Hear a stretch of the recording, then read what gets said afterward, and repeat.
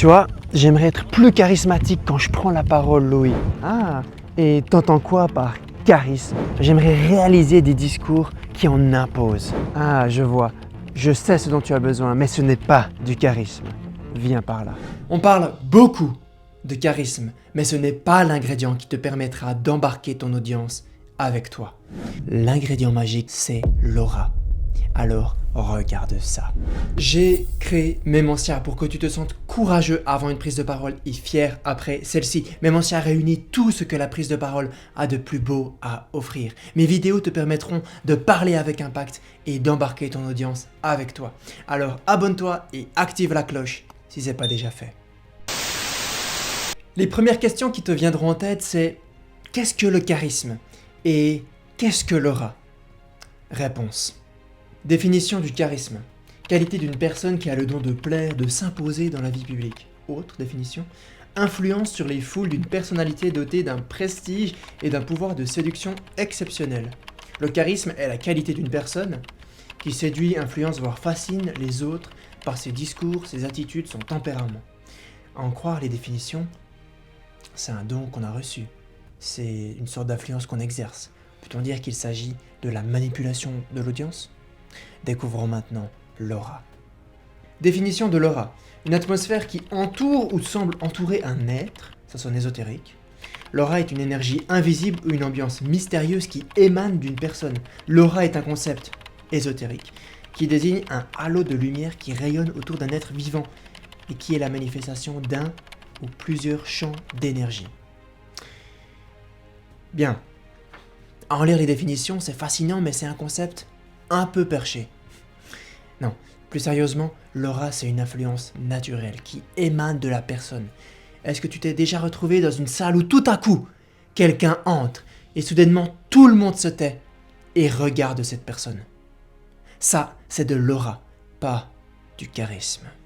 Et c'est celui-ci mon message pour toi aujourd'hui. Ce n'est pas le charisme qui embarque ton audience avec toi, c'est l'aura. Laisse-moi te répéter cela, l'aura. Mais KO, le charisme. Explorons maintenant la façon d'amplifier, de renforcer et de développer ton aura. Je te le dis cash, développer ton aura, ça passe par travailler ta présence. Et la présence, c'est ta manière d'occuper l'espace. Ta présence, elle est perçue consciemment par les autres, par ton audience, et elle est influencée par ton comportement dans le moment présent. Un exemple que j'adore, c'est Henry Kissinger, qui était secrétaire d'État aux États-Unis sous l'ère Nixon. Il a partagé l'une de ses réflexions sur le président de l'époque chinois, Mao Zedong. Il a décrit Mao comme ayant une présence intimidante et dominante.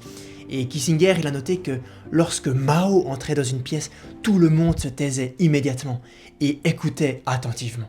C'est ça la présence. Kissinger a souligné la capacité de Mao à dominer une pièce, à imposer le respect par sa simple présence. En écoutant Kissinger, tu te rends compte que ce n'est pas le charisme qui embarque ton audience, c'est l'aura. On pense souvent qu'il faut être charismatique.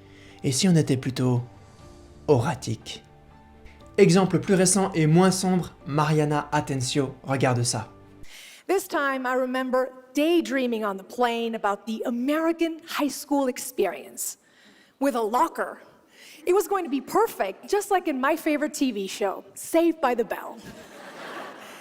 I get there and they tell me that my assigned roommate... Son discours, c'est ce qui te rend spécial. Et même si Mariana est limitée à se déplacer dans le cercle rouge, elle maîtrise chacun de ses mouvements, tu vois. Elle occupe pleinement l'espace. Lorsqu'elle s'arrête, ses bras se lèvent pour renforcer encore davantage sa présence. Ses déplacements, ses bras ouverts et sa voix forte contribuent tous à renforcer sa présence. Penses-tu encore que c'est le charisme qui embarque ton audience? Non, c'est l'aura. Pour travailler cette présence, je t'invite à te comporter un peu comme une tondeuse à gazon électrique, automatique. Si tu observes ces tondeuses, tu verras qu'elles sont toujours en mouvement. Elles changent de direction, elles ne s'arrêtent jamais, presque jamais. Elles font en sorte de couper l'herbe sur l'entièreté du terrain. Pourquoi je te dis ça? Parce que c'est pareil en prise de parole. Tu fais en sorte d'occuper l'entièreté de l'espace. Comme la tondeuse s'occupe de chaque brin d'herbe, tu t'occupes de chaque personne. Et maintenant tu te dis sûrement, mais comment je travaille ça en pratique? Oh, c'est très simple. Je t'avoue, quand j'ai commencé à m'entraîner en prise de parole, je me déplaçais aléatoirement. Tu vois, je zigzaguais, j'allais dans n'importe quelle direction. Et, et tu vois, ce cafouillage embrouillait totalement mon audience. C'est pourquoi je te propose d'utiliser la technique Memoncia du balaye-pose. Tu balayes l'audience du regard, tu poses ton regard dans les yeux d'une personne, puis tu commences à marcher vers elle. Tu marches en parlant ou parles en marchant, et quand tu as terminé ta phrase, tu balayes à nouveau l'auditoire, tu changes ton regard de personne, tu restes un moment sur place avant de changer à nouveau ton regard de personne, puis de marcher dans sa direction. Essaye de ne pas zigzaguer, mais de plutôt agir comme cette tondeuse qui ne revient jamais sur ses pas. Ok, ça paraît dur, mais ça ne l'est pas. Je vais maintenant te faire une démonstration. C'est parti. Bon, je suis un petit peu restreint par l'endroit, donc je vais faire des pas de nain. Nous avons créé SimActive pour régénérer nos sols agricoles, afin que vous et moi puissions toujours manger demain. Et il existe pour cela divers moyens, parmi lesquels la biologie. C'est là que nous intervenons. Nous fabriquons des pellets biodégradables qui ramènent les sols à la vie. Vous en voulez combien? Facile, non? Allez, mets cette vidéo en pause, lève-toi et réussis cet exercice. Pourquoi certaines personnes influencent sans dire le moindre mot? Pourquoi le président chinois avait cette capacité à capter l'attention en entrant simplement dans une pièce? On peut comparer l'aura à l'atmosphère de notre planète. Ton aura, c'est l'atmosphère que tu dégages quand tu prends la parole. C'est ton influence invisible.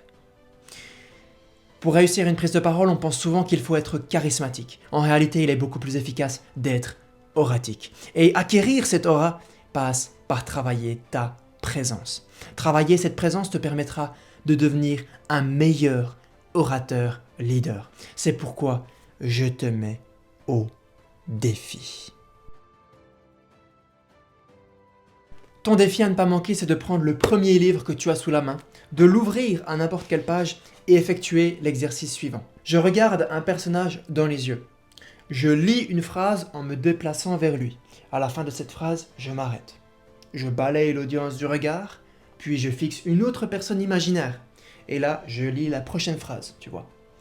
Et tu recommences ça continuellement jusqu'à la fin de la page ou alors jusqu'à la fin du chapitre même du livre si tu es motivé. Pour me montrer que tu as réussi cet exercice, écris en commentaire ton ressenti. Est-ce que c'était facile? Réponds par un chiffre de 1 à 10. Sur ce, choisis tes mots, ceux qui nous donneront envie de te suivre.